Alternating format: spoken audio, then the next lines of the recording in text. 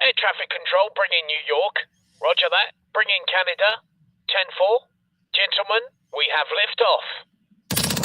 This is Radio.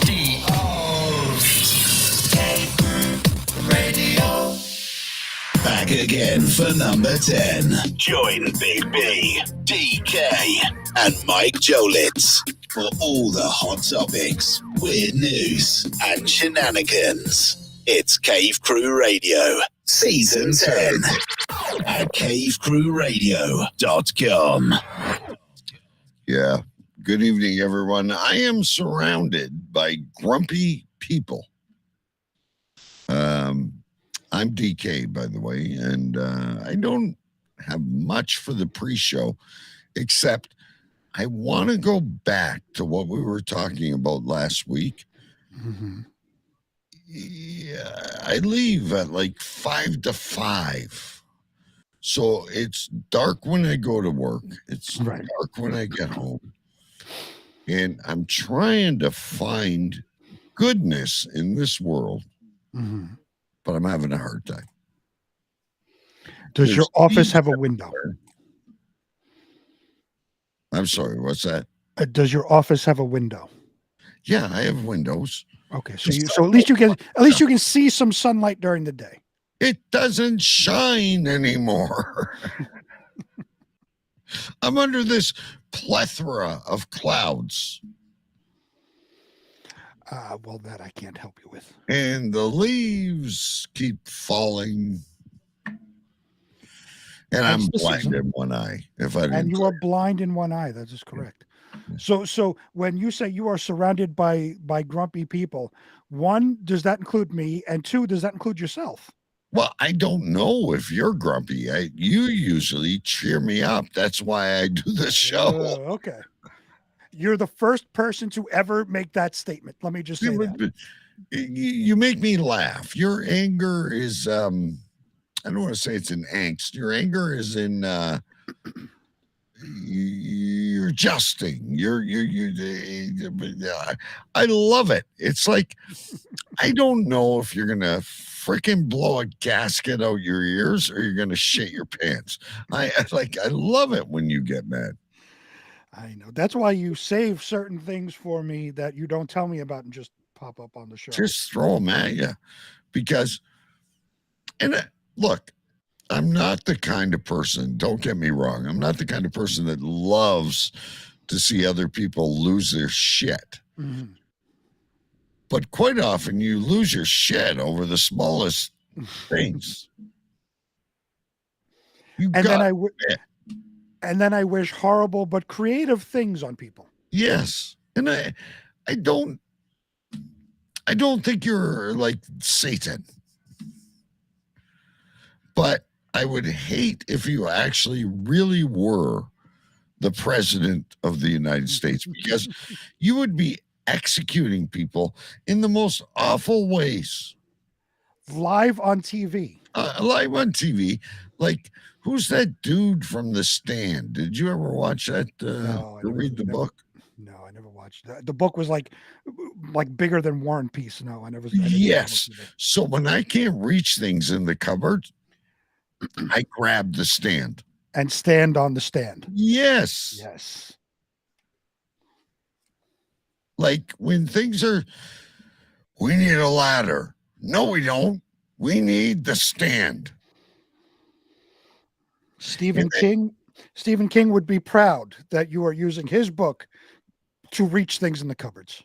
And then you watch the mini series, right? It's pretty cool. Randall Stone or whatever his name is, and Mother, whoever she is, and it's a really cool story when you watch it. But the problem with Stephen, have you ever read a Stephen King book? I've read plenty of Stephen King books. So he'll spend more time on a brick or a blade of grass, or he loses me. That's why I love his movies.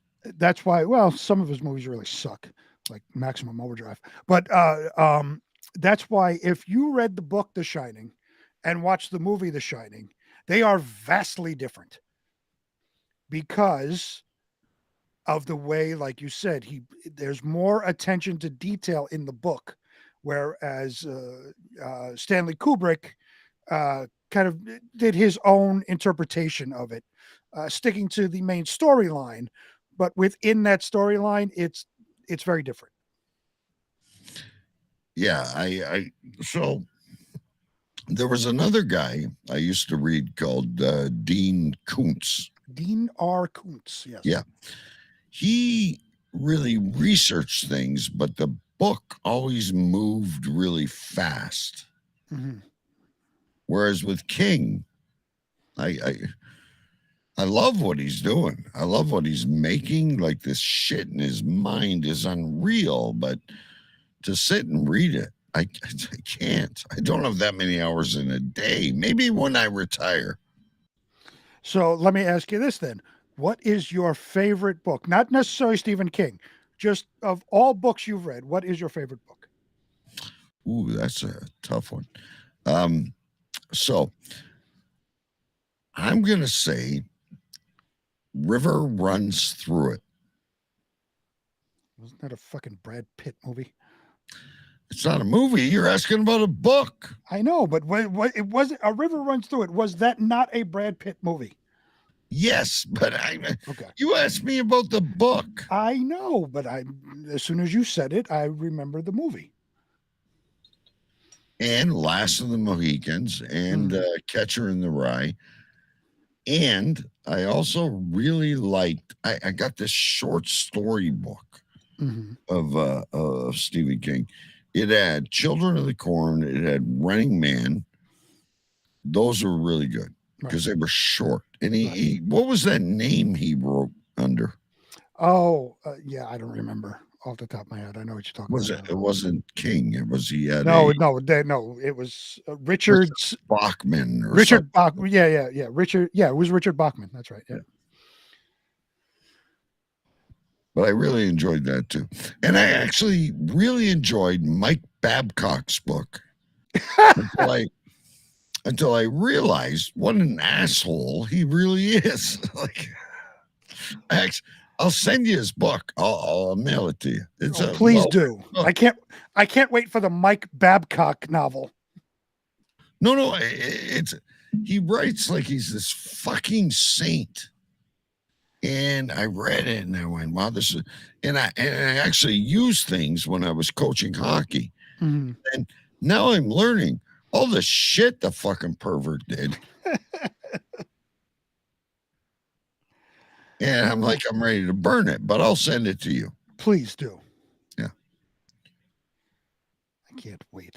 I think my favorite book of all time is Of Mice and Men. Well, that's a good one too. I love Of Mice and Men. I will read that any chance I get. Another book, because I read a lot of serial killer books, true crime novels, things like that. There's a book called Devil in the White City, which is about who is called America's first serial killer, which is H.H. Holmes or Herman Mudgett. And it takes place in the Chicago World's Fair. And what he did was he built a hotel on credit and never paid anybody for it. That's how he got caught. He built a hotel with secret torture rooms and would kill people via gas or, different, just torture them in some way. And what he would do was he would hire some contractors to build a part of the hotel, fire them, and hire a new crew so nobody knew exactly what they were building. And this is true or fiction? It's 100% true. I'd like to read that. The book is called Devil in the White City, and you can look up H.H. Holmes, who was considered America's first serial killer, but his real name is Herman Mudgett. But he preferred H.H. Holmes would get him more notoriety. There you go. I remember my wife had a book about the dude, the clown that would bury people under the John Wayne Gacy. Yeah. Another weird guy. I was just watching some Netflix documentaries on killers today. Well, you'd probably like the Jeffrey Dahmer miniseries. It grossed me right out. I did start watching it. I have to pick it back up. Like I know the story, so it wasn't like I got to read the next episode because I don't know what's going to happen. I know the story. I've seen enough documentaries. I started watching it, stopped, and I got to pick it back up again. All right. All right, folks, there you go. You never know what the banter will be on the pre-show. But we're going to start the show. We got a great show ahead for you. Mike Jolitz reads the news, drink of the week, epicenters, spam mail, and news. So here we go. I'm going to hit the key. Hopefully I hit the right one next. The show is about to start. Roger, we have liftoff. In 3, 2, 1. Bam! We are back again for number 10. Cave Crew Radio, Season 10. Let's go. CaveCrewRadio.com. There was a time when the world turned their back upon men.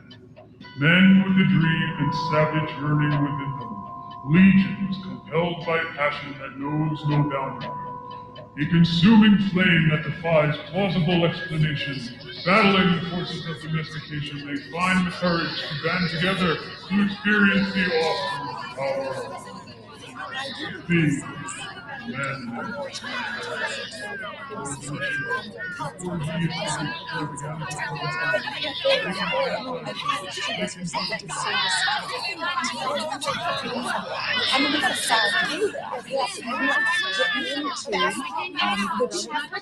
I say this with all due respect.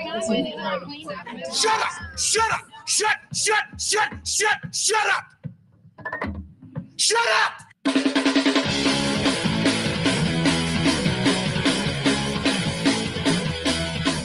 Tonight's broadcast of the Masculine Feminist has been commandeered by the secret society No Ma'am. Gotta go to a place like a shot and a beer, steak, man. Saying we can stop, get pancakes, and then we'll get laid, all right? Why do you drink ice cold beer on a hot day? Mr. Craven, what else are you gonna do with it? To alcohol, the cause of and solution to all of life's problems. The Yankees are champions of baseball! It's a power goal!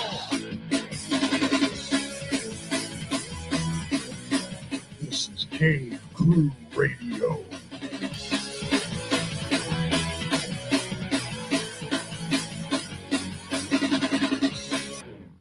Yes. Good evening, ladies and gentlemen. My name is DK, or as my friends call me, the One-Eyed Caster. I am live from my cave in Windsor, Ontario. It's great to be here tonight. We've got a big show. We've got, all the usual stuff. We've got some news for you. We're hoping for a Facebook user to show up in chat tonight. That's our prayer. That's our hope. And of course, we have Mike reads the news. But before we go anywhere. And now, he is the king of the sovereign county of Urain-Stench and Stenchlandia, the commander-in-chief of the Water Gypsies, the self-proclaimed president of the United States, a university graduate, and always the epicenter of something. Ladies and gentlemen, His Royal Highness, Big B.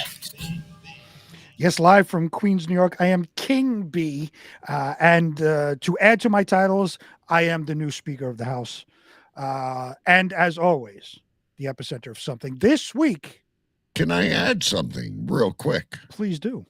You are also the crime drama extraordinaire. Extraordinary. As a matter of fact, I was on Mike Denver. We remember Mike Denver. I was Yes, on his yes. show when he was doing one a while ago, talking about serial killers and my knowledge of serial killers. And we were talking about the psychological aspect of it. It was quite interesting.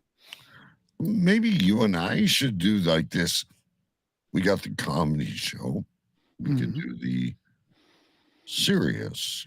We could dive into crimes, because I'm not trying to steal your thunder, but you and I both well know crime drama shows draw sponsors.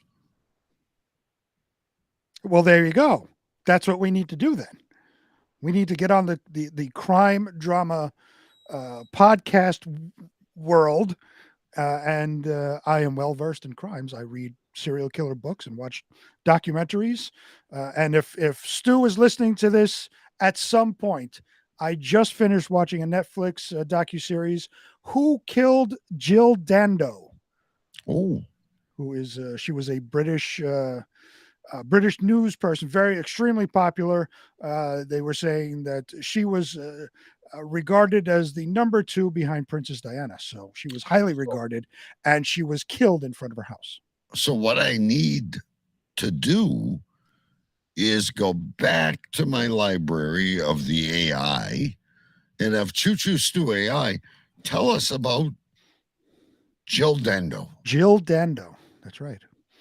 So I just finished watching that. They still don't know who killed her. After she was killed in 1999. They thought they had somebody, spent 8 years in prison. Turns out it wasn't him. So there you go. But as for this week, I'm as waiting always, for the epicenter. As always, I am the epicenter of something. This week, and I know you can't wait to hear this story, I am the epicenter of all things orange Kool-Aid colored pee. Right, which I like to call marmalade urine. Marmalade urine. We could write that down. That could be a possible show name. It might be. It's too early, but well, I'm writing it down. You text me in the middle of the night last week. Yeah. So we do the show, folks. We've worked all week. Big B is usually busy. If you listen to all the things that Mrs. B has planned, and especially November, it's a crazy month.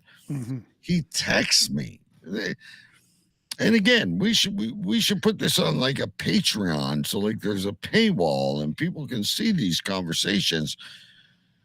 I just peed orange Kool-Aid. That's right. So I was feeling some hold on, I think I'm getting a message from Stu. Oh, hold on. Before I go into my orange Kool-Aid, breaking news. Hang on. I don't even have that queued up yet. Well, this is completely random. Okay.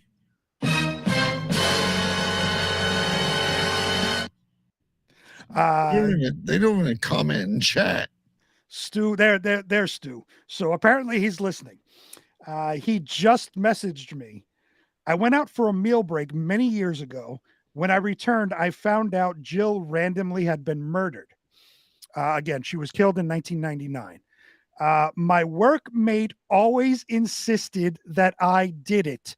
LOL. You need to remind me of this because I'm mentally exhausted.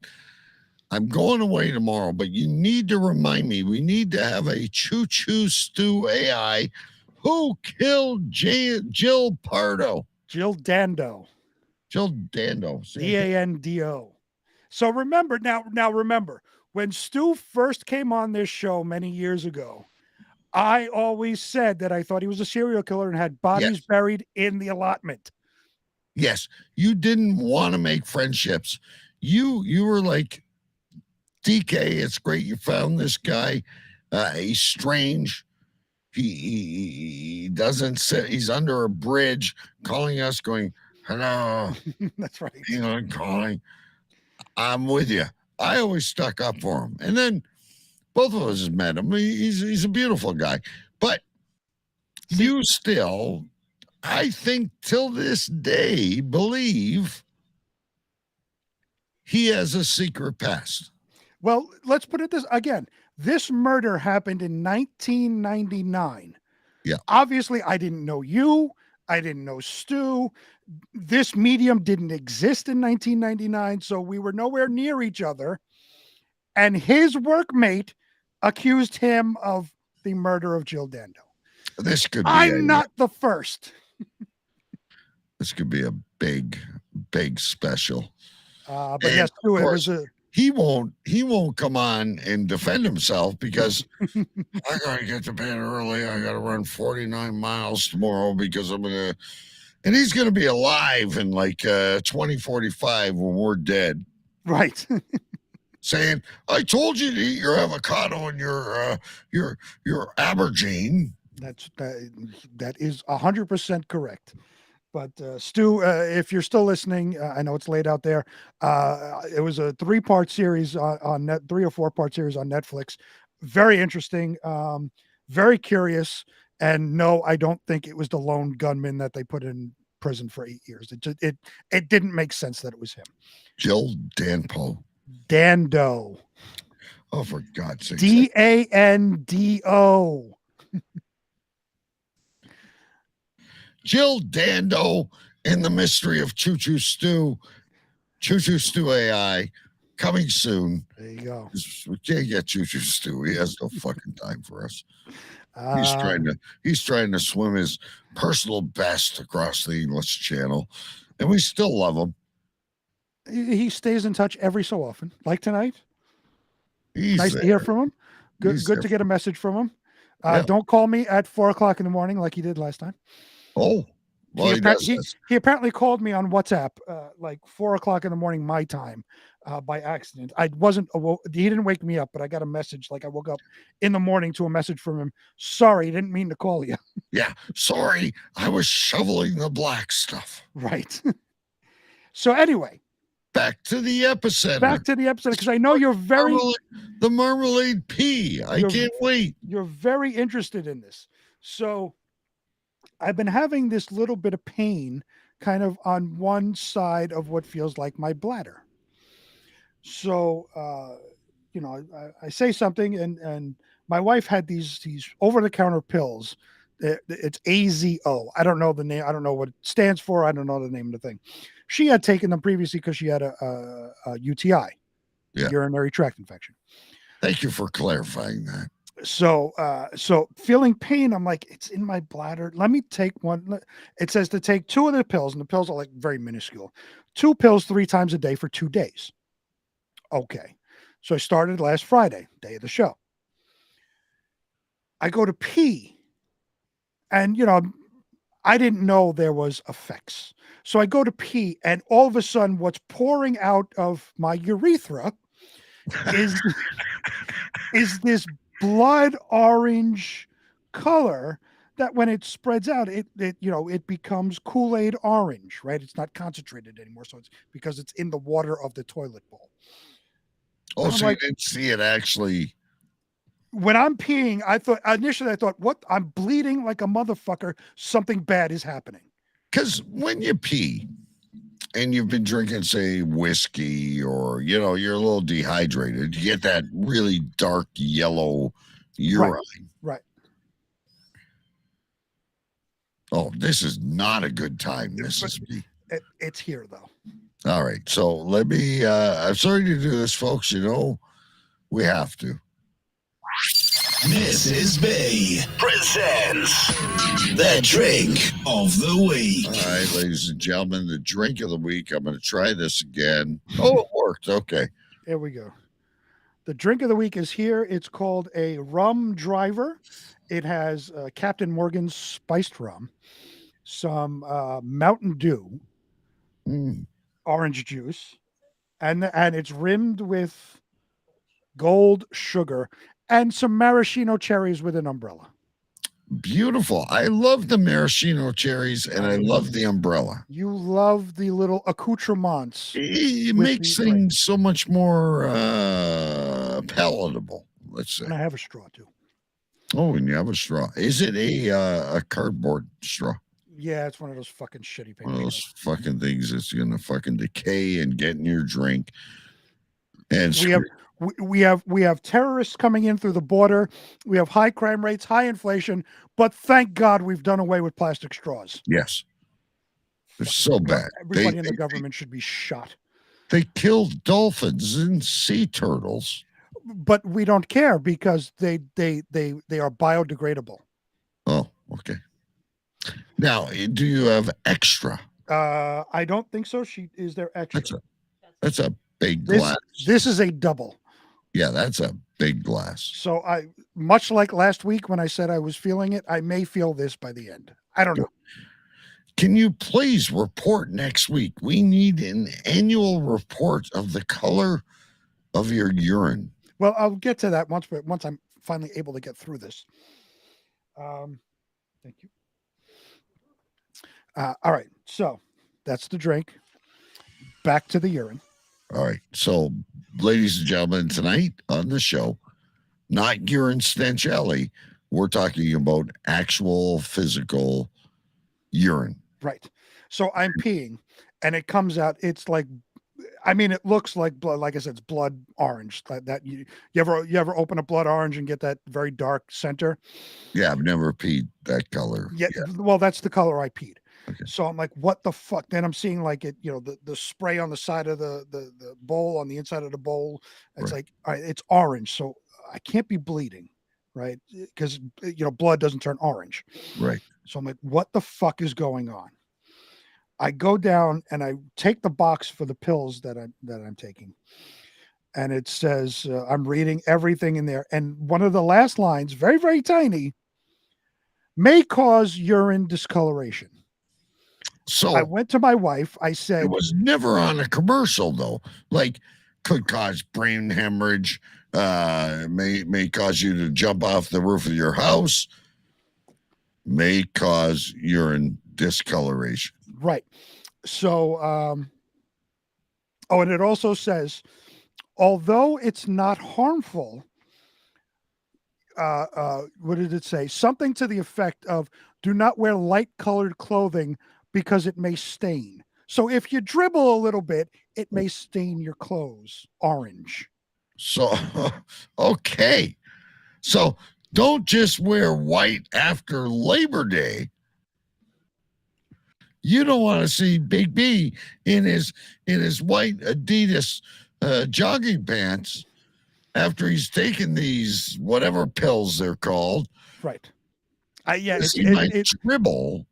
Right. So that's worse than when like you fart and you look at your underwear at the end of the day and you're like, holy shit, I left a stripe. If you dribble, you're going to stain your clothes orange, apparently. So they should paint the roads with this shit. I'm telling you. I mean, when I first got over the shock, all right, I'm not bleeding. Why does my piss look like orange Kool-Aid? It's like, what the fuck is going on? So then after reading the box, I went to my wife. I said, yeah, I just had a real big scare. I said, I'm feeling some pain in my bladder. So, I may have a UTI. I love, hang on a minute. So, I tell her, and Sherry's there. Hello, Sherry. So I tell her, I said, I may have a UTI. I took those pills that you had. You just spoiled the whole segment by naming who that was. She has it in the thing there. See? Good evening, Sherry. We're talking about various urine infections and UTIs. Not the typical thing we might talk about, but welcome. Share. Tell your friends. That's right. And don't worry, it all ties together later on when we get to the last few stories of our weird news. If we ever get there. You might stain your clothes. And listen, I got to compliment you because I'm the same way with Isbia, with my wife. If you truly can confide in anything, I can imagine you walking up to the bedroom, tapping Mrs. B on the shoulder and saying, honey, I may have a UTI. Why not? So And yeah, I tell her. what was her response to this? Well, that's I said I may Did have she a UTI. jump out of bed? Did she use Google MD? Like, No. what was her response? No, Like, I said suck it up, go sit on the toilet. Like, this is what happened. I said I may have a UTI. My exact conversation. I said I may have a UTI. I was feeling pain in like this one part of my bladder, so I took those pills that you had downstairs, and I thought I was bleeding. She goes, "Oh yeah, it comes out really, really, like orange, dark orange." She said, "Don't worry, it's going to get a lot worse." what couple's moment, ladies and gentlemen. I didn't think we were going to spend so much time on this topic. We don't normally on an epicenter. But here's Big B. Like, don't ever question Mrs. B's loyalty. Honey, I think I have a UTI. Mm-hmm. And then you go through the story, you took the pills, and then she tells you, don't worry, it's going to get a whole lot worse. What happened? What got worse? The color of the urine. Oh, what color did it turn? Then it becomes because you got to continually take these pills for 2 days, 3 times a day for 2 days. So then it gets darker, it gets cloudy, so like you can't even see the bottom of the bowl. So it's like a fog. Right. It's like we're just talking about Stephen King. It's like the fog inside your toilet bowl. It's like you're dispersing your dead semen or something. It's a blood red orange fog. Oh, inside the toilet bowl, and then it starts to fade a little bit, but then you got to take more pills, and it comes back even stronger. So can you share this drug in case anyone else here gets a UTI? Which I still don't know what it means. I don't know the name of it, but you can get it over the counter. It's AZO. Oh, it's not AZT. I don't have AIDS. I'm not playing supercalifragilistic with you right now, or John Jacob Ingelheimer Schmidt. So to cure the UTI, you need an ACO. No, it doesn't cure the UTI. It stops the pain. So it's AZ as in Z, zebra, ZO. So there, folks, probably next week will be the time by we get to the news, because Big B and I, if he doesn't give me answers, what do I do, folks? You make it up. Here, this is there it is. Hang on. Let's get you on solo here. I don't know if you God, I didn't plan on this tonight. It's AZO. So AZO, the number one brand for urinary tract health, cleanse, flush, and protect the urinary tract. So what this does is it helps for pain.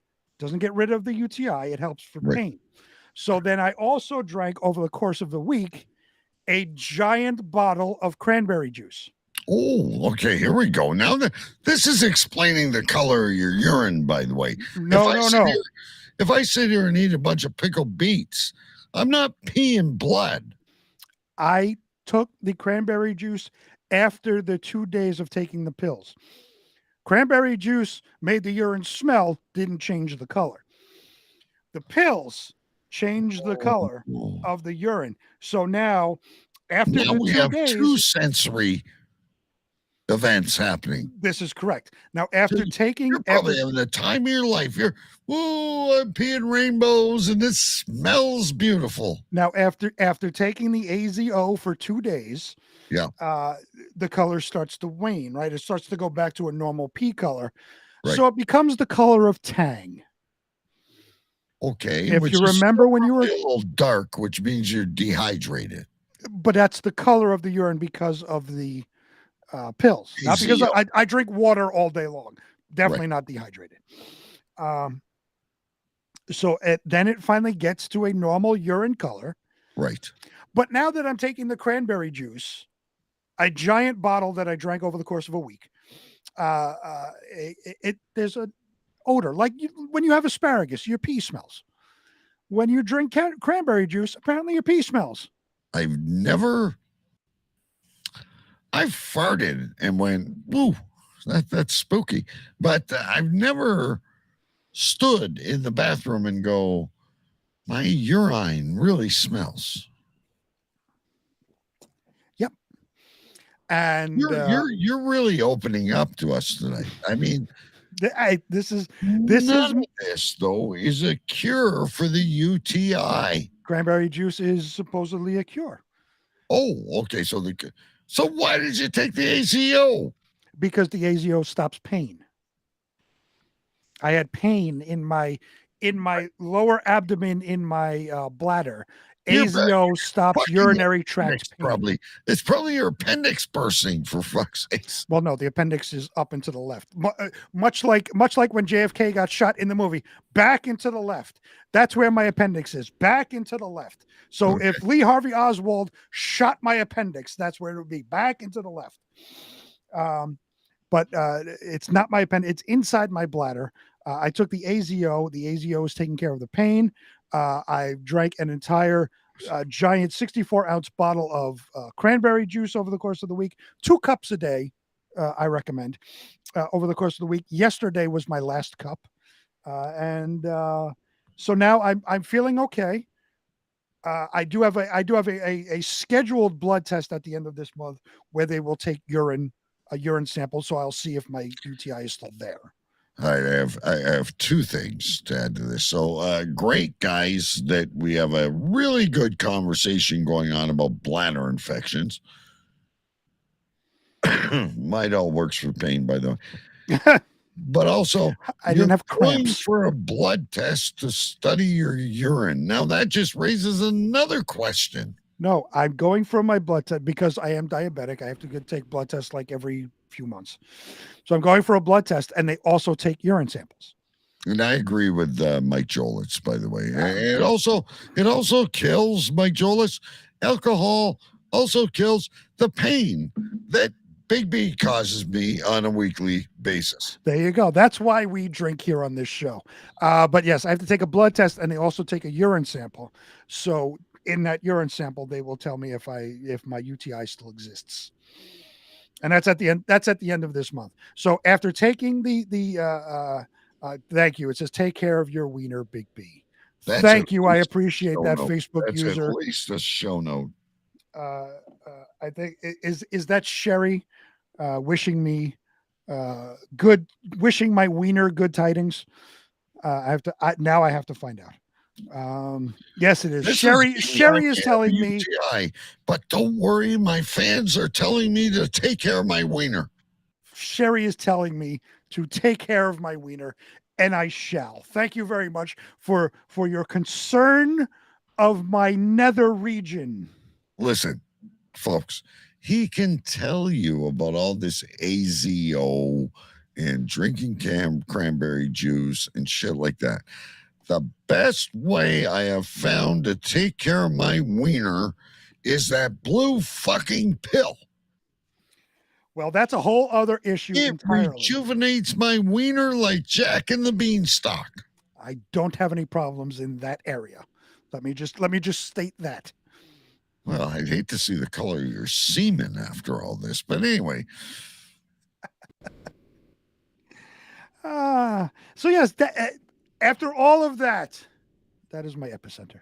That is, ladies and gentlemen, I'm always thinking, what should we have for the contests at the end of the year? And I know it's too late because we haven't written them down, but I know them off the top of my head.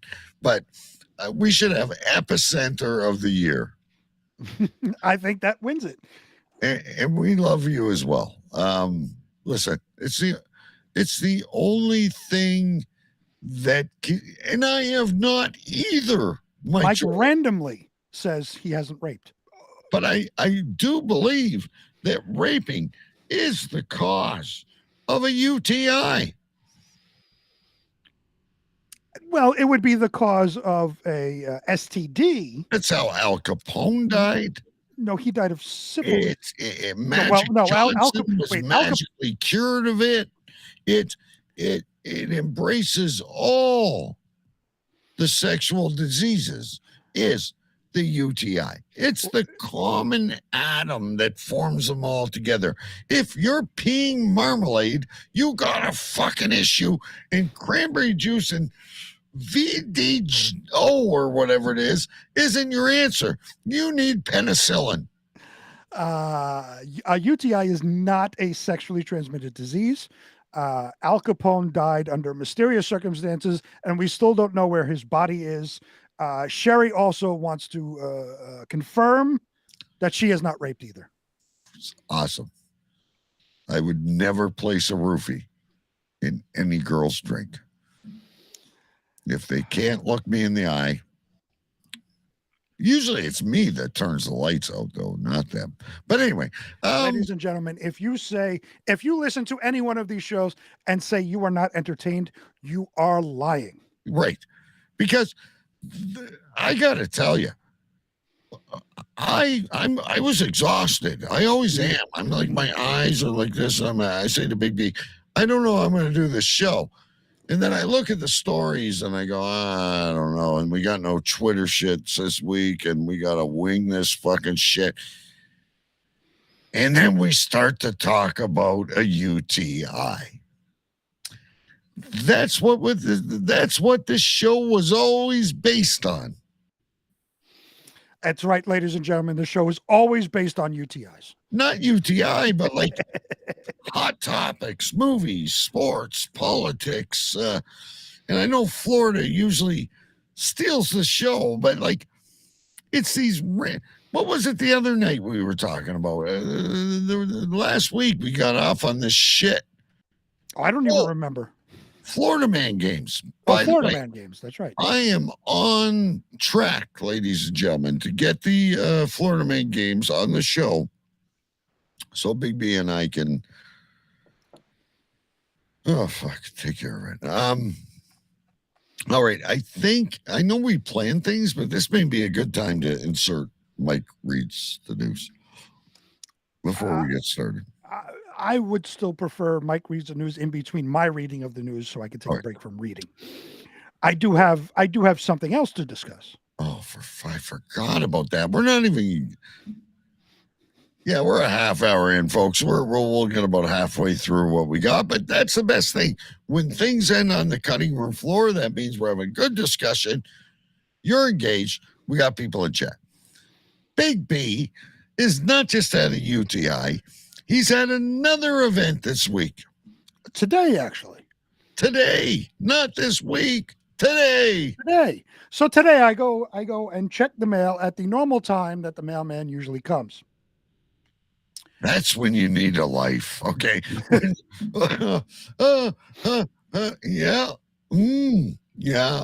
Well, yeah, he's usually here. I'm going to go check the mail. Well, let's remember, I work from home. So I'm home all day long. I get to know the timings of when things happen. So gotcha. I go to check the mail at the time the mailman comes, and the mail has arrived. So I take the mail. I thought this was an email you told me. No. Oh, okay. Not an email. An actual piece of mail. All right. Let's get you center screen here again. So I'm going through it, junk mail. And this is junk mail, but it caught my attention. It has my name on it. I will hide my address. It has my name on it, so it is to me. And right here in the corner, it says National Wife Day Commemoration Private Invitation. Now, before you call this spam, we all know Mrs. B very, very well. Mm-hmm. Do you think it's possible she entered herself into this on your behalf? No, and I will get into that in a minute. So I'm like, usually I just discard these things. It's garbage. But I'm like, National Wife Day Commemoration Private Invitation. I have to see what this is. Look on the other side. It says dated materials enclosed, open immediately. Oh, And a pretend little flap here like it's an actual. that could be fentanyl or something. It's a pretend flap. It's not. It's a fucking cardboard thing that opens like this. So I open it up and I get this. It says Kim, who is my wife. Yes. Kim, I know all your names. This is the weird thing. Kim, I love you. Commemorative diamond pendant. Right there is the commemorative diamond pendant. It says, years ago, National Wife Day was established to honor the women who mean so very much to their loved ones. Some have celebrated it early in the year, others closer to fall. Now, by private invitation, you have the chance to celebrate Kim this Christmas and all year long with the Kim I Love You diamond pendant. Oh, But you gotta order this. We'll donate to you. But you are urged to act quickly. Please respond by December 14th, 2023. Now, the diamond pendant is here. It apparently has writing on the back. The writing would say, Kim, I loved you then. I love you still. I always have. I always will. And listen, walking up Brian, to it has my name and her name. Now, I didn't pay much. I didn't put two and two together. I'm still trying to figure out who this is from, because nowhere. It's not me. I'm telling you right now, it's not me. Nowhere here does it say who it's from. Nowhere here does it say who it's from. Nowhere here does it say who it's from. Only on the return address card, which is right here. It's from the Danbury Mint. Oh. Now, if you don't know what the Danbury Mint is, it's like one of those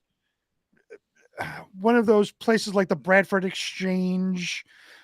It's like the high-end Columbia House. It's like what Ed McMahon used to do when you used to get those brown envelopes and send these stickers in, and the right, yeah, house. right. That's what it is. Yeah. So I look at it. I'm like, okay, the Danbury Mint. And, to me, again, it's junk mail. But then it catches my attention because I really wasn't paying attention when I first read it. It has my wife's name on it. It has my name on it. We have never once ordered anything ever in our lifetimes from the Danbury Mint. How the fuck do they know my name and my wife's name? Now, I told you I have the Big Brother conspiracy questions. Are we being watched? Well, of course we are. By these companies, the Danbury Mint, the Bradford Exchange. Are we being watched through our mobile phones? Are 100%. We being listened to? Are my contacts being looked through? How does the Danbury Mint know my name and my wife's name? Listen. And that we're married. I've told you before.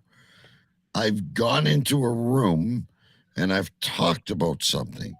And for the next 5 weeks, I get advertisements of, like, one time I was talking to a coworker. Oh, yeah, I'm going to get a book made with my kid's name in it. My kid's almost 20 years old, and now I'm getting advertisements for books with the kid's name in it. Like 100% you're being watched and listened to, and 100% I buy into that. But having focused advertising, I get, and actually my wife tried this like a month ago. We're sitting in the dining room just talking about some bullshit. All of a sudden she says, packing tape, packing tape, packing tape. Like it's fucking, she's summoning a demon. She's calling Candyman. She's calling fucking Beetlejuice. Yeah. She's fucking packing. I said, what the fuck are you doing? She says, I want to see if you get ads on your phone now for packing tape. I never did. No? Okay. No. But Now all of a sudden I get this thing in the mail from the Danbury Mint, which I never order from. Again, it's the high-end Columbia House. I don't order from that shit. I'm not gonna be on the hook for 97 different fucking things coming to my house on a monthly basis. Never once have I ordered anything from them. Have I given them any credit? I don't go on their site. I don't do anything. Neither does my wife. We get this in the mail with my name and my wife's name. Targeted advertising is one thing when you get ads pop up on your phone. Yeah. To get a physical piece of mail with our names on them is something Very completely disturbing. different. Very disturbing. So, who are you targeting as the conspirators? This is what I brought it to the show to hopefully figure something out. Facebook user says Meta is the cause. Meta and stupid Zuckerberg and Facebook could very well be the cause. Can I really quick bring in breaking news? Mm.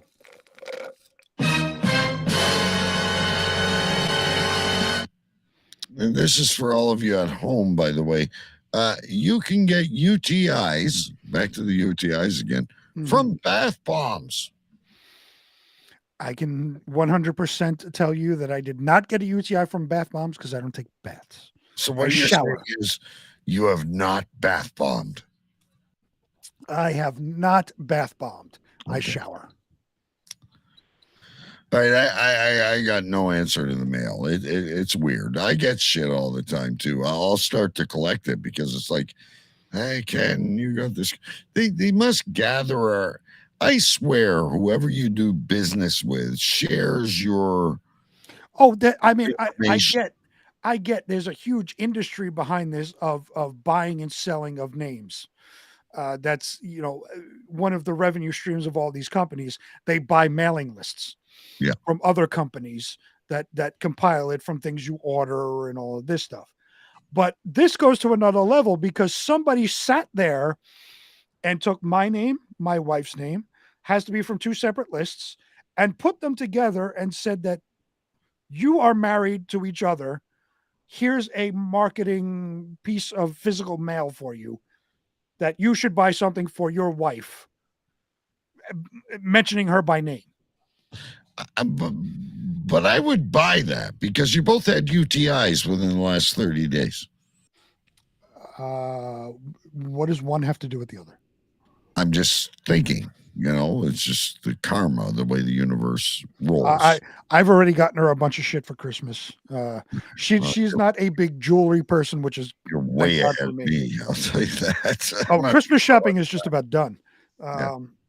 So she's not a big jewelry person, which is good for me. So I didn't get her any jewelry. This is not something she would be ever interested in. I just found it very creepy once I realized it had her name and my name in it, and they're telling me to buy it for her by name. Maybe contact these people and find out how in God's name did you do this. You'll probably talk to someone named Mo, but I will talk to Jim in Pakistan. My name is Jimmy.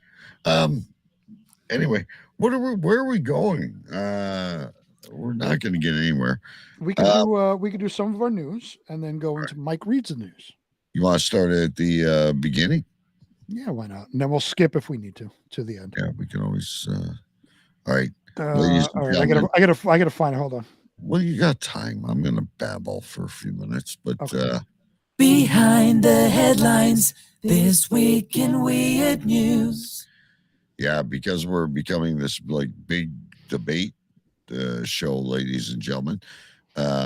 We are haven't done Weird News in a couple of weeks because we were catching up on the Talking FLA.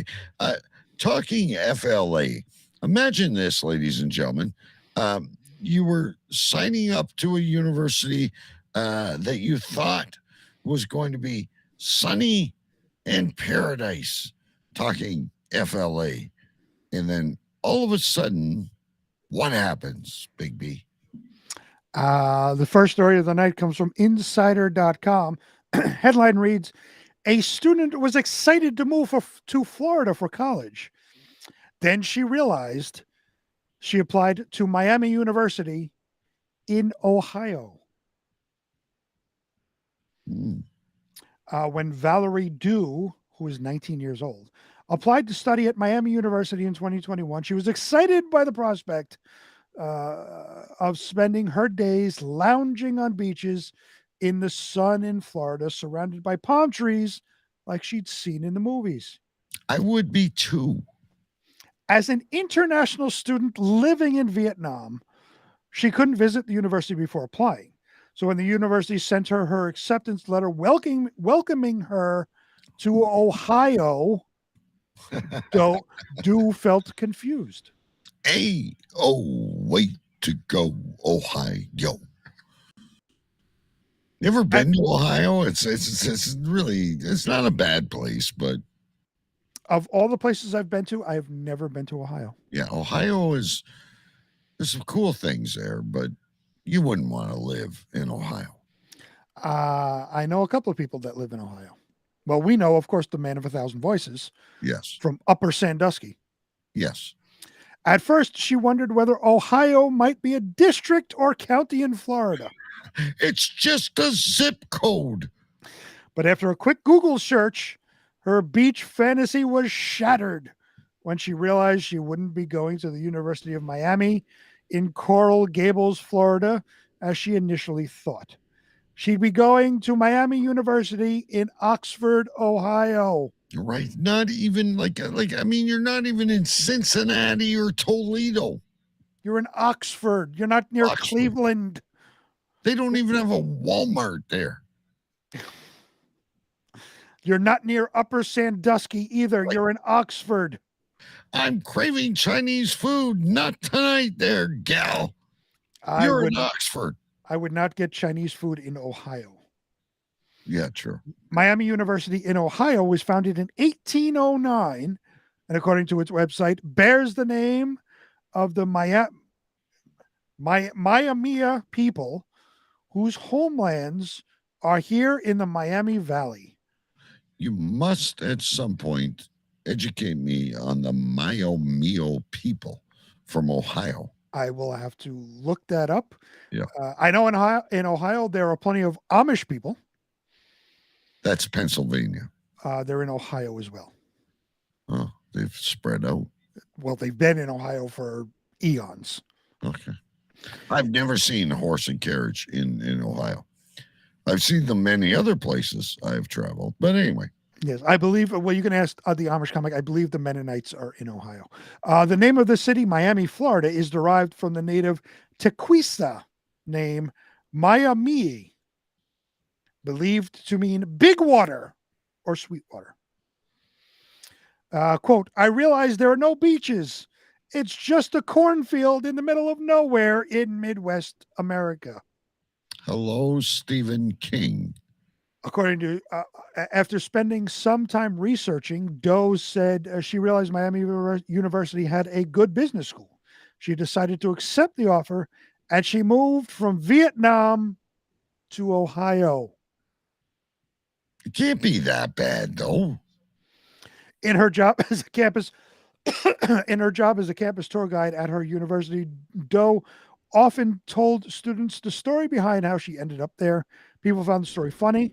So when she heard the trending TikTok sound, I'm Already There by Lone Star, a song about being somewhere in spirit, even though you can't be physically present, she decided It's happened where? On TikTok. So I haven't been able to play that for like months. That is true. She decided to use it to make fun of herself for the mistake. And what's her name? Jane Doe? It is Valerie Doe. D-O. Valerie Doe. Valerie Doe. John Doe, Jane Doe. Hello, I'd like to check into this motel. My name is Valerie Doe. Apparently, this is her. All right, hang on. You always do this to me. Where's BB? There you are. Apparently, that's her. That's Valerie Doe, ladies and gentlemen, the University of Miami of Ohio. That's right. And the caption on this video that she has, didn't know Ohio was a state. LMFAO. I've never been to the U.S. before. Now, you know one of the 52 states. How many states? 52. You want to try 51. I don't know. We'll try again. 50. 50. There you go. Oh, talk about hanging your co-host out to dry. Where do you get 52 from? I don't know. It just popped up. I'm tired. Yes, I know. That's the end of the story. All right. That was a great lead-off story. Anyway, ladies and gentlemen, next where we go is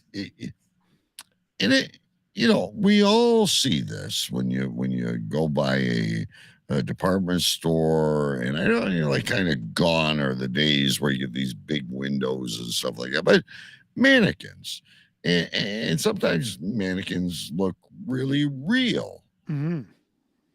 But here's a cool mannequin story. This comes from abc.net.au. Headline reads, Polish police arrest man who pretended to be a mannequin before stealing jewelry. Ooh. A Polish man has been arrested after he pretended to be a mannequin in front of a store window before stealing from a shopping center after it closed in Warsaw. A 22-year-old with a bag in his hand froze motionless, pretending to be a mannequin in front of a shop window. This way... Before you continue, can everyone at home, including ourselves, let's pretend to be mannequins? Well, you joke. If you come to New York City, where I used to work in Manhattan, down by Union Square, so like at lunch, you go to one of the places over there to get some food. You go through Union Square Park. There are morons pretending to be statues. They paint themselves in bronze and stand there like this. Yes. All day long. And they want me to give them $1. Go fuck yourself. You're standing there like an idiot. I'm going to do that. But they amuse me when I've seen them in Nashville. I've seen them in Niagara Falls. Maybe I'll see one in Toronto tomorrow. Those statue people really amaze me. I like it. As a matter of fact, I almost got to a fight with one. I was walking through the park with a couple of coworkers, and I saw one of these idiots standing there. And I was joking around with them. I said I should go smack him or try to get him to move. And he heard it apparently. He turned to me and said, "Don't you even try it." I looked at him. I said, "Shut the fuck up. Statues don't talk, asshole." And I kept walking. So we almost got into a fight, but he didn't do anything. He just stood there. This is like those what do they call those guys? The beef eaters. In London, because of course one day you guys will fund us and Big B and I will be able to go explore our native homeland. They stand there and like people taunt them and it's all a game, but they don't move. They don't move, and in this instance, he didn't move either. Right. So in this way, he was a bad statue. Well, in this way, he wanted to avoid being exposed by the cameras. Police said the man went on to rob a jewelry stand once the shopping center had closed. On another occasion, he went into a restaurant to eat before slipping under the roller shutters at the entrance to a store to swap his clothes for new ones. Afterwards, he returned to have some more food. He was eventually spotted by security personnel who called the police. Police will also allege the man stole from another shopping center where they say he took money from cash registers and tried to steal other items after it closed. The suspect could face 10 years in prison. How have you not seen a documentary on the human mannequin? This guy, this guy's on a bigger role than Jesse James, Um, the Polish mannequin. I'm sure there are documentaries out there, but probably when I'm looking through the documentary section, the title may not interest me, so I don't bother watching. But I'm sure there are some out there. The Polish mannequin. I'm gonna write that down. Might not make anything, but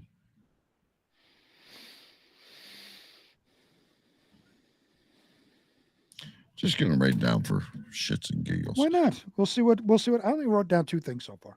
I've got a few here. My favorite. I know my favorite. It's I don't think anything's gonna beat it.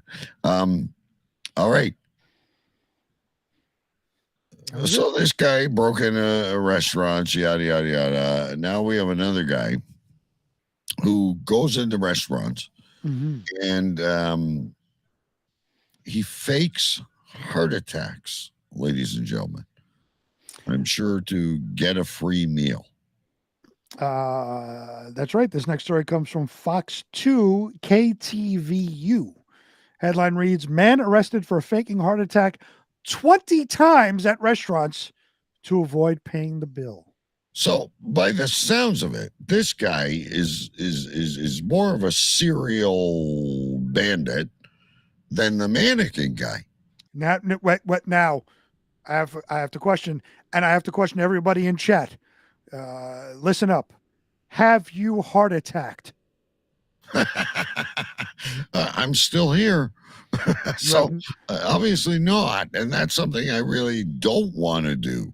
Well, you can have a heart attack and still be. I have to be completely honest with you. I'd rather rape than heart attack. Wow. Let me write that down as a show note. I'd rather rape. Well, come on. If all of you are being honest, then heart attack. I'm not a bad person, and I have not raped, as you know. I say that really often. But would you rather not orgasm than feel sharp pains in your chest? I mean, yeah, I guess you're right. I'm just saying. It's like maybe that's a new segment we'll do someday. What would you rather? Oh, would you rather? Yeah. Anyway, back to the story. It's redundant. This comes from Alicante, Spain. It says a 50-year-old man from Lithuania was recently arrested in Spain after allegedly faking heart attacks at several restaurants in order to avoid paying the bill. The man, who was identified only as Adias J, but has become known locally as the Gastrojeta. The what? Gastrojeta. Gastrojeta. Has tried the scam at least 20. Sneak up the rear on you, folks. Sometimes these names sneak up the rear on you. This is why you got to stay right till the end.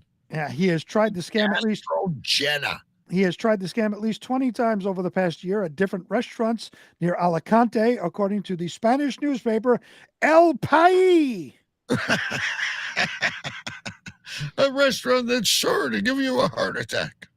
Most recently, the man ordered a seafood paella and 2 whiskeys at the El Buen Comer restaurant Taperia in late September and had a bill of €34.85, which is about $36.80. Wow, you're good at conversions.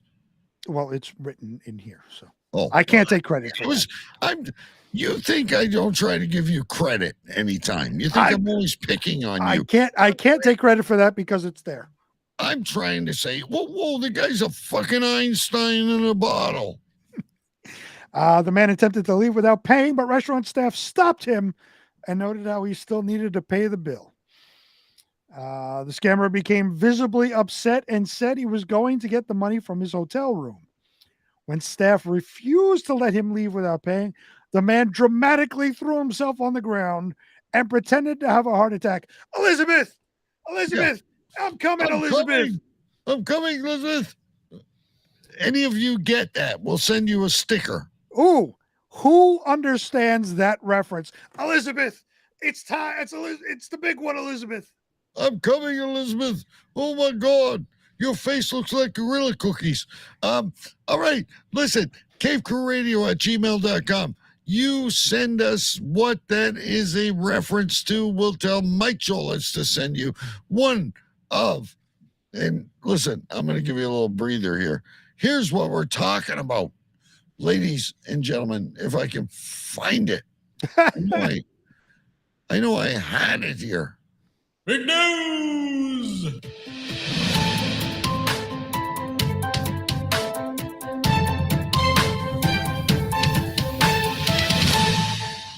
Hey guys, it is Mike here, and I have got a huge surprise for you guys. Big news. In my fat little fingers here. Oh, yeah. Our Cave Crew radio stickers for season 10. It's got DK, Sir Big B, and myself on it. And they are going to be available to listeners who, I'm not sure if we're going to do a contest or who ask for it. I don't know. We'll figure that part out. But yeah, there are Cave Crew radio stickers. Alrighty.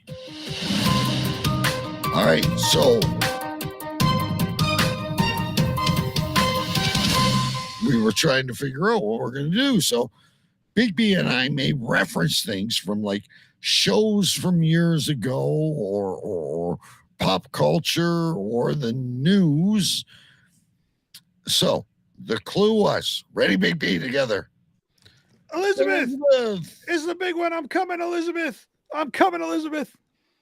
If you know what that is, watching on YouTube, Facebook, listening to a podcast, listening to us live, cavecrewradio@gmail.com, cavecrewradio@gmail.com, you're going to get a sticker. That's what we're doing now. Well, not fooled. The staff called the police instead of an ambulance, and the man was recognized by local authorities. The restaurateur said the man doesn't speak Spanish well, although he does seem to understand it. The man's image, Lithuanian. The man's image has reportedly been shared among many area restaurants to try and stop him from striking again. The Alicante National Police did not immediately respond to a request for comment, but a spokesperson told the Insider that the man was indeed a repeat offender. Quote, he was arrested multiple times in the city of Alicante. The modus operandi was the same. The man refused to provide an address to authorities and was taken into custody, and the case was handed over to the local judiciary. The police spokesperson added that they were aware of the man being sent to prison, though they didn't know how long for or if he was now free. Images online by El País showed the man appearing in a local courtroom. I'm not sure what you have more fun with, pronouncing Indian shit or Spanish stuff. Whatever. It depends on the day. And for some reason, at the end of the story here, it's in italics. I don't know what this means. It just says, this story was reported from Cincinnati. We're back to Ohio again. I don't know what that means. He kind of looks like that dude, and the name's not going to come to me, Big B, but he had like a thing in his mouth to make him talk, and he was in a wheelchair, and he was like that brilliant scientist. Oh, Stephen Hawking? Hey, thank you. Looks like a modern day Stephen Hawking. Well, he looks like a bloated alcoholic Stephen Hawking. Yeah. And if he didn't speak Spanish, how did he order his meal? Yeah, I don't know that. Like, I don't know how to say Spanish and whiskey in Spanish. I mean, but he obviously knew. All right, ladies and gentlemen, please behave yourself now. This is a little bit more serious. There is the sport of rugby, but then there are nuns. Hmm. We often think of nuns as humble and calm people, but not in this story, Big B. This next story comes from the Euronews.com. Headline reads, "We pray for our opponents. Nuns respond after video of green activists being tackled goes viral." I hope it was Greta. Nuns physically clashed with environmental activists at a protest against a construction of a new 3,500 seat church in the south of France this week. A group of activists entered the building in the Saint Pierre de Colombier on Monday and Tuesday to chain themselves to the excavator and stop construction. These green, whatever you call them, are the most radical people.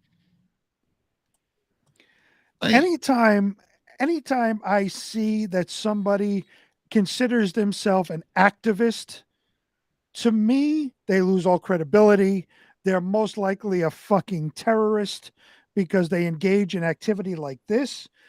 If I was driving the excavator and these idiots chain themselves to it, God, folks, I'm sitting in there. if you're sensitive to violence, please hit the mute button. I am turning the key. I'm putting it in a fucking drive, and I am driving straight. If they are in front and they get sucked under the wheels, so be it. It is called natural selection. Natural selection comes in many ways, shapes, and forms. Most people do it to themselves. In this case, I would consider it because you changed yourself to the excavator.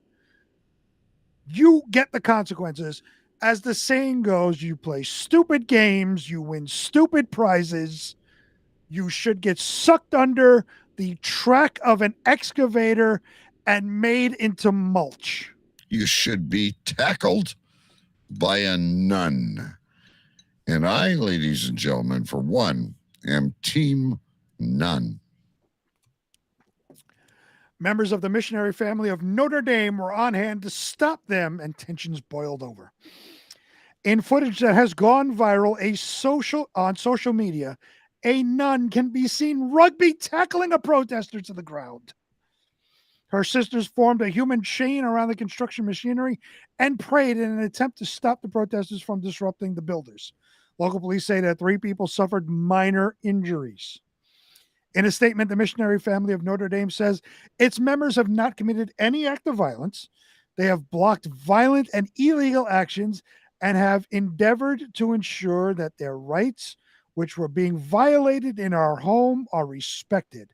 The statement went on to say they pray for their opponents, and the family, quote, recalls the beautiful words of the psalm, "Love and truth meet, justice and peace embrace." Except for Sister Mary Janet, who rugby tackled the piece of fucking shit. Well, good for you, Sister Mary Janet. I'm 100% on the nun's side.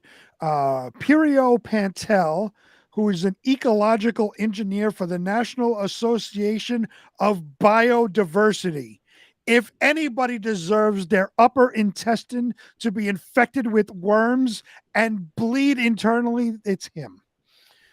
Says that activists' actions were peaceful. Us one more time. I'm sorry? Can you repeat that one more time?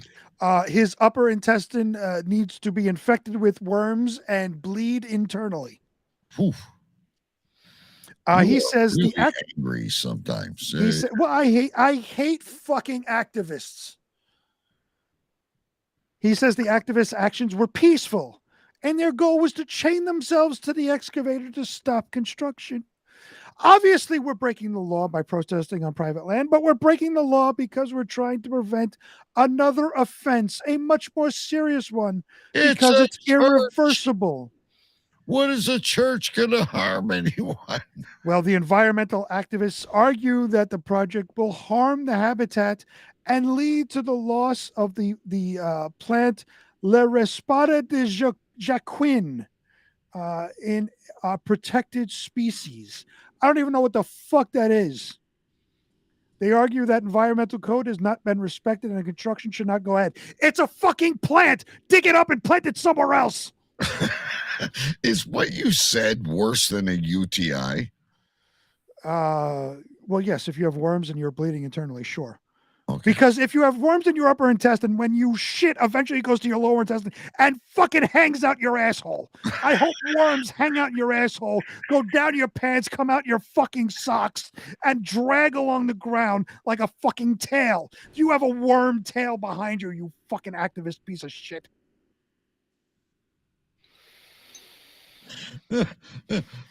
Bear with me, ladies and gentlemen. I need to regroup. DK did say in the pre-show that he loves when I get angry because Yes, it makes him happy. I definitely have to caption that in a TikTok that I can also. Now he's getting peanut butter whiskey. He's like, it used to be the worst thing that could happen to you before, ladies and gentlemen, was just a simple fly eating your eyeball. Now we've got this worm who it's like that Kevin Bacon movie. Tremors. Oh, Tremors. Yeah, I was gonna say that I don't remember any worms in Footloose, but yes, Tremors. Yeah, when you like, oh, geez, that okay, that was good. That's my favorite part of the show so far. Anyway, good for you. This story goes on and on and on, and Yeah, I'm we not don't. reading any We more. basically encapsulated everything with your last little rant. Do you want Mike or do you want to keep going? Yes, can I have Mike, please? Because I need to. I'm out of alcohol. That's why I was going to the Well, you just peanut opened butter whiskey the bottle right in front of us. No, well, I'm out of beer and I'm out of my drink. Okay. So I went to the peanut butter whiskey, but I need to get a water. Okay. So yes, I need Mike so I can. You so I finished can, your drink. You finished your beer. You just did a shot of peanut butter whiskey, and now you're going. I need water. I need what? Because my throat is kind of, when you get angry and yell and things like that, your throat. I haven't seen you gone that crazy in eons. And I am going to actually get that into a soundbite. So, like when I'm feeling angry about something, that's what I'm going to play. I dare anybody, including you, DK, to make that your ringtone. So when anybody calls, people can hear that. Yeah. Okay. Anyway, folks, good friend of and an absolute partner of the show. No Twitter shits. I always get pissed off. But anyway, it is time for Mike Reads the News.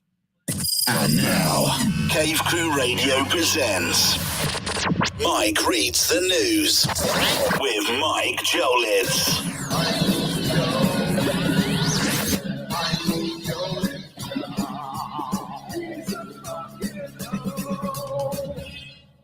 Hello, Cave Crew Radio. How are you doing, DK? And hello to you, Sir Big B. Today is Friday, November the 10th, and it is now time for Mike Reads the News.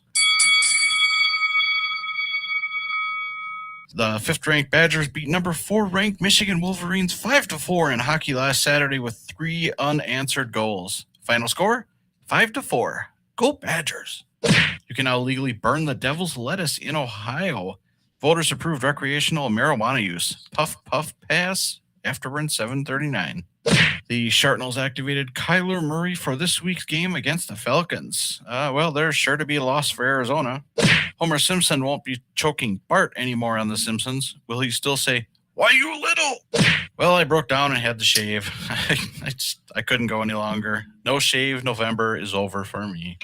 Craig Counsell left the Milwaukee Brewers and joined the Chicago Cubs this week as the new manager. What a traitor.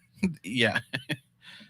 Just kidding. I mean, I don't care. He's getting a bag with $40 million in it, so, you know. The CMAs are on TV Wednesday night. I wish I could say I missed it. Yeah. The part I caught was just horrible. I contemplated suicide. For real. New Country sucks. And finally, in the news, Jason Kelce landed on People's Sexiest Man Alive list. Yeah. Okay. I wouldn't have an opinion on that. I bet he's big in the bear community, though.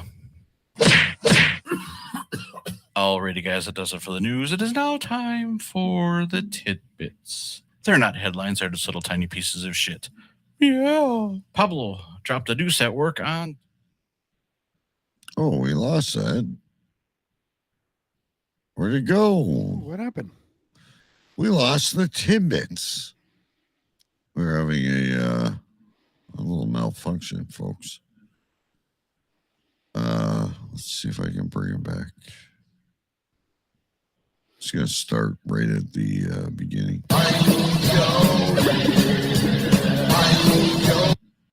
Yeah.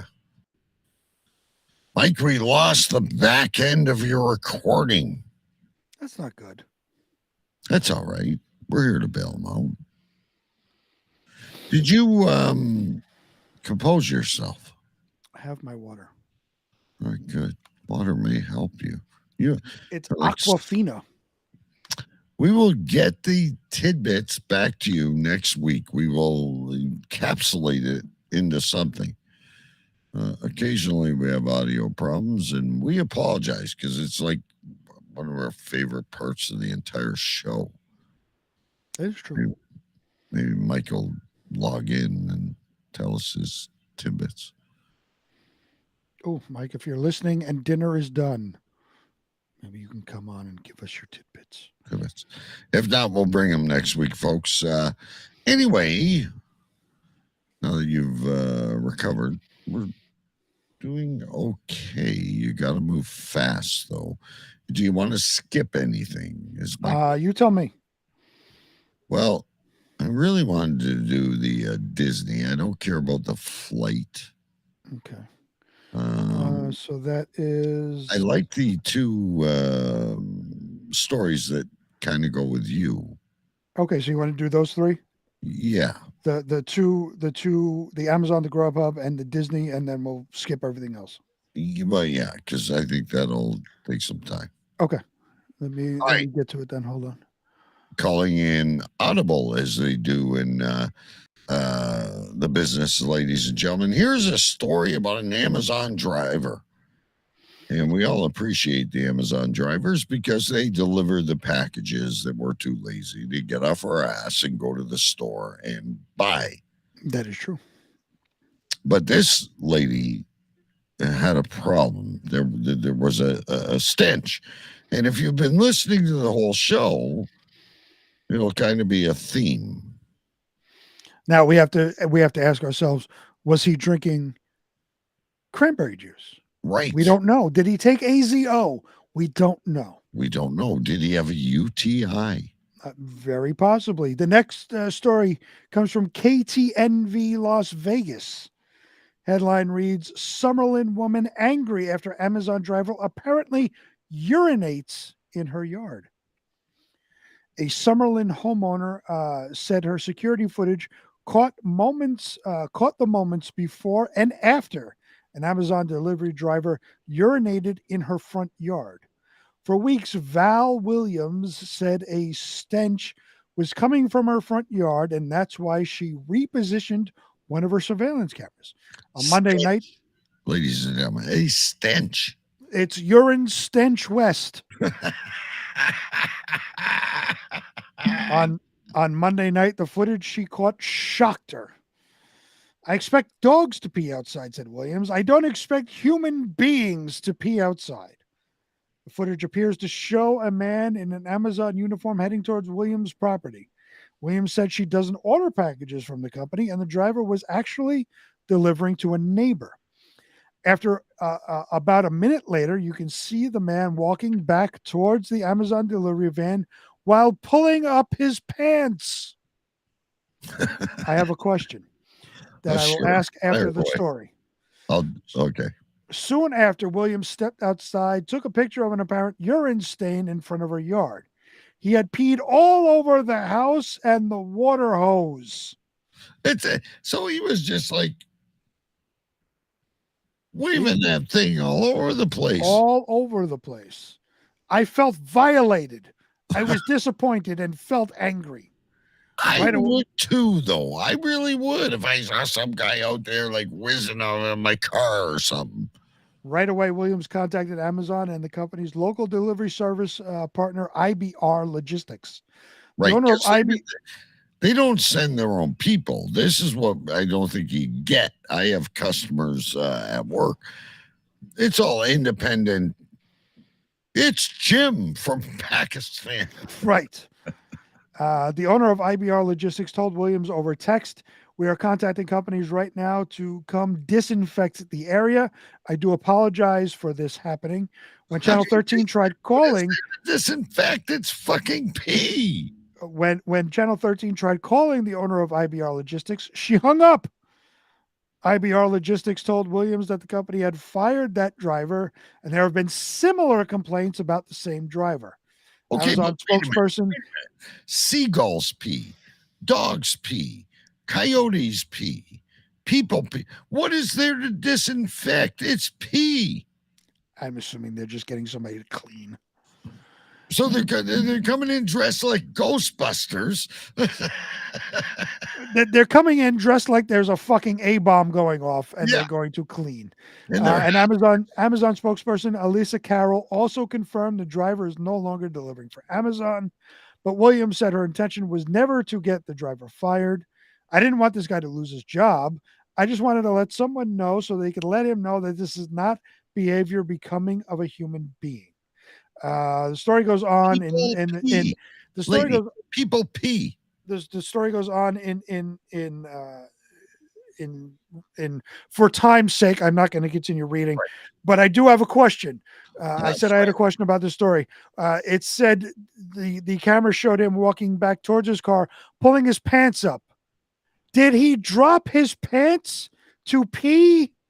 Now, for those that don't know, men have zippers in front of their pants, and they have an opening in their underwear so you can pee without pulling your pants down. Was he butt naked in the front yard with his ass hanging out, his fucking Amazon shirt, like, flapping in the wind, his ass hairs wafting around while he's peeing? Did he have to pull down his pants to do this?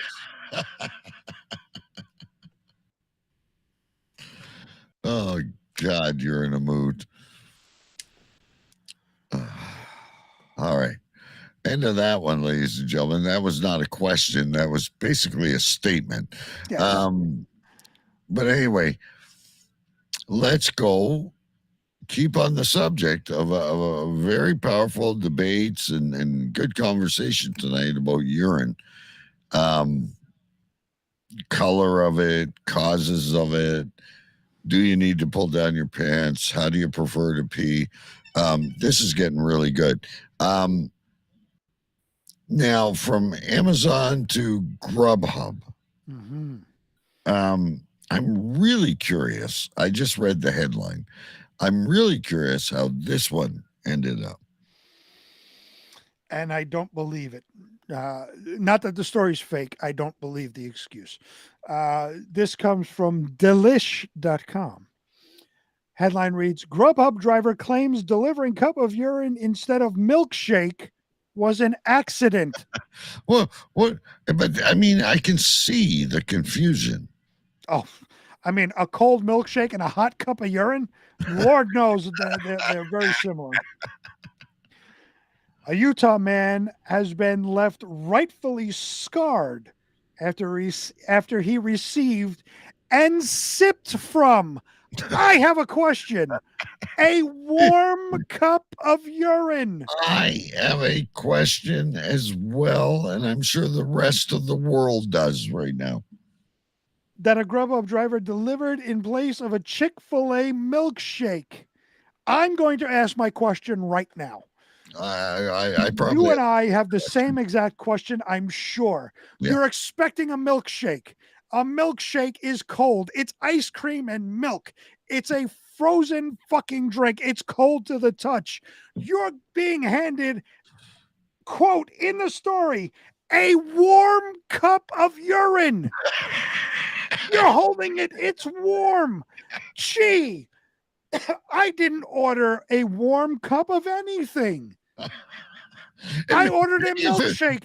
This is not what I ordered. Yes, right. Maybe if you ordered chicken soup or a latte. If you ordered a hot tea, yes, I can understand you taking a sip, not thinking about it because you're thinking you're drinking your hot tea. You're not mistaking a frozen fucking milkshake for a hot cup of piss. It's just not happening. You know what? This is why I do this show, ladies and gentlemen. Not only do I learn a lot of stuff, but I laugh. And I hope you laugh with us. As DK said in the pre-show, or maybe even the pre-show before we even went live to anybody, my anger makes him laugh. Yeah. I just, like, you get so upset. Is it not bad enough that the person swallowed urine? No. You're gonna fucking set up a dartboard and beat the shit out of them. No, because now you deserve it. Because there's a huge, like I said, if you ordered a hot tea and then took a sip, not knowing, completely understandable because you ordered a warm drink. You ordered a fucking milkshake. It's fucking below zero. It's cold to the touch. It's fucking ice cream and milk. You then grabbed a warm cup and you said, it's okay. He drinks his water. No, because I get so angry, my throat kind of fucking went. Oh. Caleb Woods told a local news outlet that he ordered fries and a shake from the fast food joint Grubhub. He didn't order fries and a shake from Grubhub. Where did he actually order from? Grubhub is the intermediary that takes the food. It was like what's that? Jack in the Box or A&W or something. McDonald's, something, anything. When I started eating my meal upon delivery, I put a straw in my cup that was delivered and took a sip. I fucking hate you. You deserve to drink the entire cup of piss. I soon discovered that the cup delivered to me from the Grubhub driver was a warm cup of urine. Again, you expected a milkshake. You physically took it out of the bag, put it on the table, put a straw in the fucking cup, grabbed the cup and put it to your mouth and sipped out of the straw. You didn't realize it wasn't cold. It was actually the complete opposite of cold, which is what? Hot and warm. Not just cold. A milkshake, I haven't had one in a long time, but it has a certain weight. It does have a certain weight to it. That is correct. Or consistency. I don't like. I might be blind in one eye, but I know a milkshake from a cup of urine. The next sentence. You deserve to have worms in your bowel that extravagate through your kidneys and your gallbladder. So when you grab a cup and you realize you think you have a milkshake and you grab a cup and you say, wow, this is really warm. I'm going to look what's in it. That's the first thing you do. You don't put a straw and fucking drink it. You fucking lift the lid and go, what the fuck is that? But no. Next sentence. I have another question. He confronted the delivery driver who had not... This may be the last story, folks, but we'll save the other ones. He had confronted the delivery driver who had not yet left. How long is the fucking delivery driver standing outside this fucking house? Because you have to get the food. Everybody that's ordered Grubhub is up in Canada is Skip the Dishes. It's the same company. So you get the food from the delivery driver. You walk away from your front door. You go to your table. You sit down. You unpack it. You get anything else that you may need, a utensil, something, a napkin, something. You sit down, you start eating your food. I don't think you take a drink first. You start eating your food, and then you sip your drink. How long is the fucking delivery driver standing outside that? Is he taking fucking notes? Are you enjoying your meal? What did you do first? Did you take a bite of the chicken sandwich, or did you take a sip of the milkshake? would you like to leave me a 5-star rating? Oh my fucking God. This is weird. This is it for the night, ladies and gentlemen. We have some good stuff. We always guarantee you it rolls over, so don't worry. Well, luckily for us, the entire conversation was captured on Wood's home security system. Quote, did you confuse the cups? 'Cause like, dude, it's half full of pee. Well, what was the cup of pee for? Do you realize this is pee? Grubhub worker admitted to accidentally switching the cups. He said that he relieves himself into a cup in the car because of the long hours he works. Wood said that some of his money was refunded, but he wasn't compensated in full, despite the disturbing experience. So, I have a question. I have another question. Is it better to pee in the yard and require the whole thing disinfected, or pee in a cup while you're driving? I think for the delivery driver, the delivery driver, peeing in the cup, much like a trucker will kind of, you're on the road, you pee in a cup if you can't pull over and stop somewhere to pee. Now, the delivery driver, you're in a fucking fast food place, they have bathrooms, go fucking piss in the bathroom. Yeah, I agree. But here's my other question. Now, I don't know what happens up in Canada, but here, at least here in New York, I don't even know where it happens in other states. When you order food from any one of these restaurants and there's a drink involved, the drink is in a bag and the bag is taped shut. Every fucking restaurant has their own tape to put on the bag to make sure it's not tampered with. I haven't paid attention to that. I must. So I will say, though, you might find this stat very interesting. I remember one time I was at a hockey game, a junior A hockey game, and I was trapped in a line, and I did have an extra large coffee cup. Mm-hmm. I have peed in cup. The only time I've peed in cup is for testing. Oh, no. I literally was stuck in this.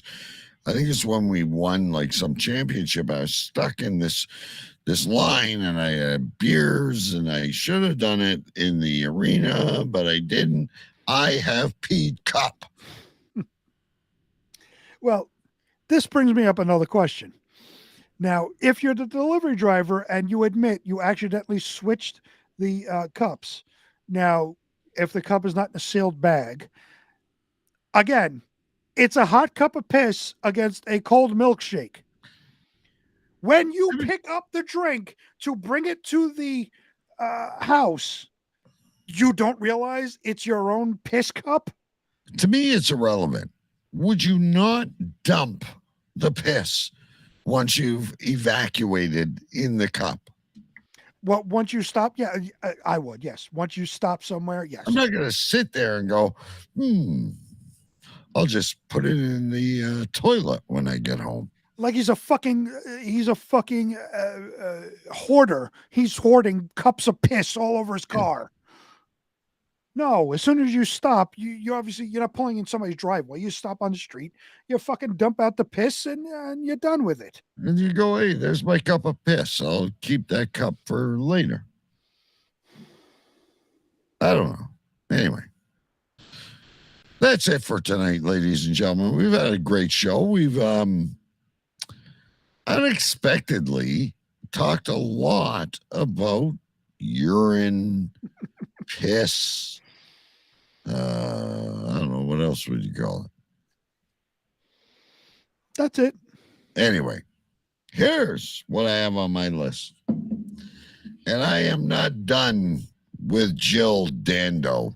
I'll tell you that right now, ladies and gentlemen.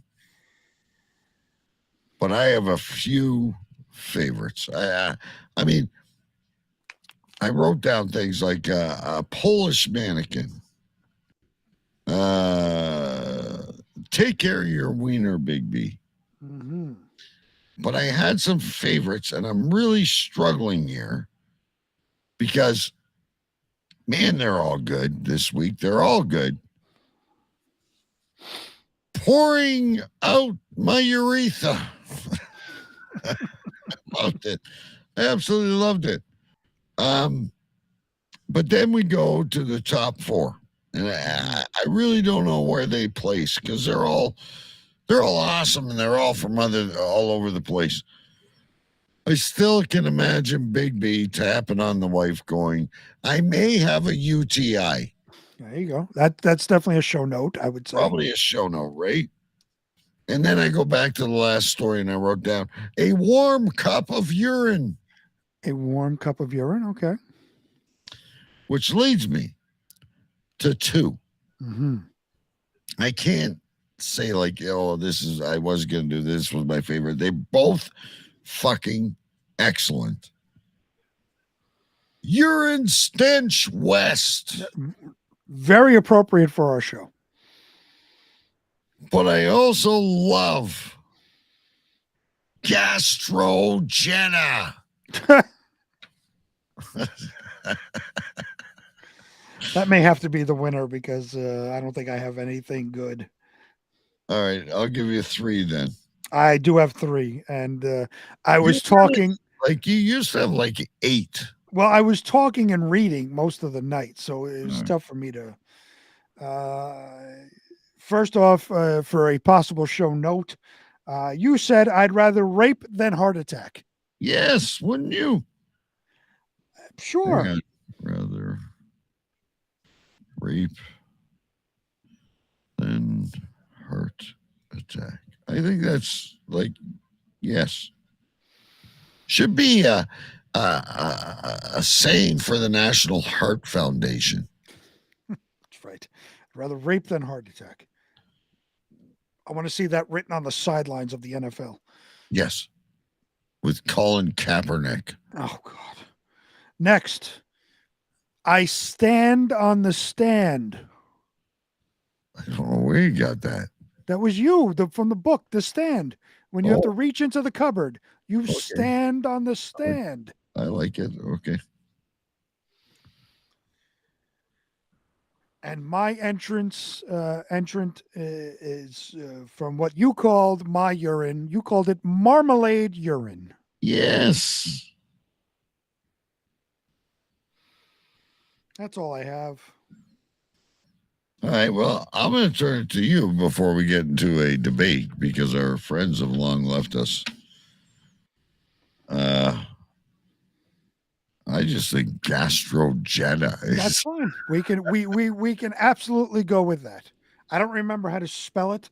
I don't even remember. I closed the stories. I don't remember what story it was from. You spelled it for me. It was Gastrojeta. Okay, there you go. Gastrogena. Although I still like Urine Stench West. But anyway, last chance to change your mind. No, I think Gastrogena is. We'll use the rest for show notes. There you go, ladies and gentlemen. When the world is feeding you lemons, we'll feed you urine. That's right. And Kool-Aid colored urine, orange Kool-Aid colored urine. Yes, marmalade urine. Great stuff. All right, we'll see you next week, folks. I got an early morning, so I got to shoot. Take care and be good to each other. I want you to pack up and get out. Get the hell out of here! Go! Just go! Get out! Get the hell out! Get out! That will conclude this evening's entertainment. Shut up! Shut up! Shut up! And yes, together we will make America great again.